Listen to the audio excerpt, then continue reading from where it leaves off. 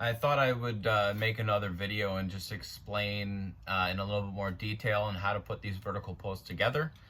Now, if you look on your diagram, all the measurements we give you on any project will always be finished. So, you know, there's always two different ways to build things. At the end of the day, as long as the measurements are accurate and what we called for, you know, that's all we're really looking for. By the different ways, I'm going to explain that to you right now. For instance, at the bottom of the vertical guardrail, you'll see this is basically what it should look like when it's completed. Okay. How I mean by two different ways is the positioning of the two pieces of lumber coming together. So in this case, what I have done is I have made my measurement 42 inches from here to here. Okay. And I have taken off 1.5 inches off this bottom 2x4 to accommodate for this extra 1.5 inches. Okay. Because according to the drawings, the measurement from the front to the back is 12 inches, okay? Now, if you are to put your 2x4 on top like this, your measurement is only gonna be 10.5 inches here and 43.5 inches to the top here, which you will be deducted, okay? So make sure that these little small steps are taken into consideration when building. So what I have done is I've made my main piece, my main vertical post, 42 inches, exactly what the drawing says here, and I've taken the 1.5 inches off this bottom 2x4. Okay, so next step is going to be to nail it the way we have it set in, and for this purpose I'm going to do like you guys would, and I will build it on the ground. I'll get my two common 3-inch nails, start my nail.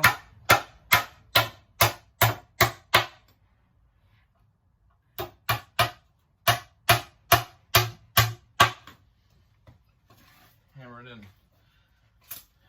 By putting it on the floor, you can also make sure that the lumber is on a flat surface, meaning everything's going to be nice and smooth. You want to make sure that everything goes together as neatly as possible.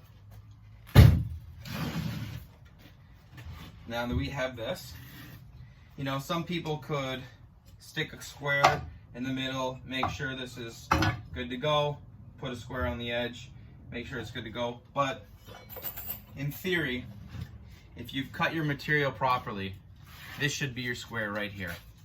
So when installing the plywood, find a side that works well for you. Find that pivot point on the square end here, make sure it's tight, and follow your hand on one side. I'm going to favor the one on the back here, and make sure that it's sitting well, sitting flush.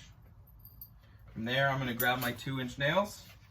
I'm going to stick one in this corner right here. It's the way I feel comfortable, and I'm going to finish it. So now, I have the ability to play with this piece of wood and square off this whole corner. So I'm going to favor the front here. Stick another nail in.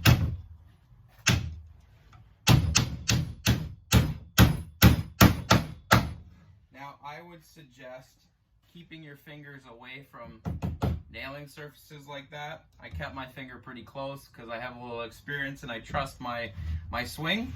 But you know, the chances and the probability of you missing that nail and hitting your finger is pretty large, and it doesn't feel good if you do hit it. So be careful when you're doing so, or just find a different way to secure the wood and prevent it from slipping out on you.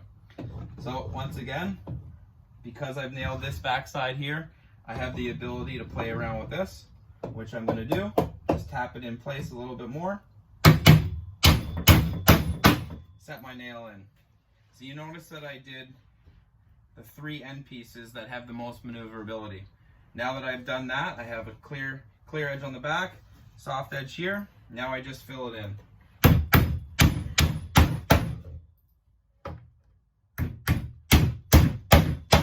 Now, like I said, 4 on this side, 4 on this side.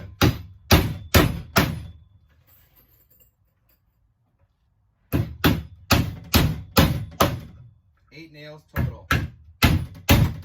when it comes to a guardrail, you want to really ensure that this is set up very securely, because in the worst case scenario, 150 to 200 pounds moving at this edge, you want to make sure that everything will hold up.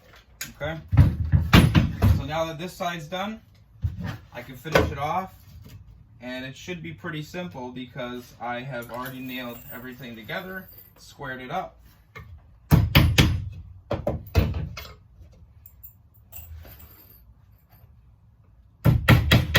So once again, I'll repeat the steps that I started with on the opposite side. I'll start in the corner here. Bring my edge here, make sure it's flush.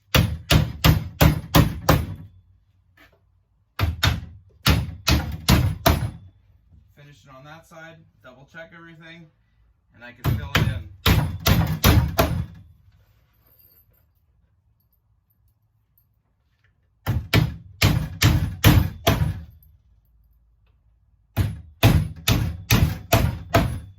Also remember, try to stagger out your nails as best as possible. You don't want them too close together and too not close together. Also, when you nail, make sure that you swing down on the nail.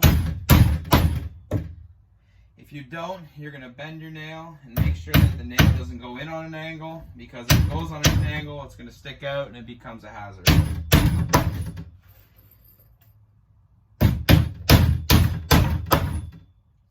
Alright, I have half of my vertical posts ready to go.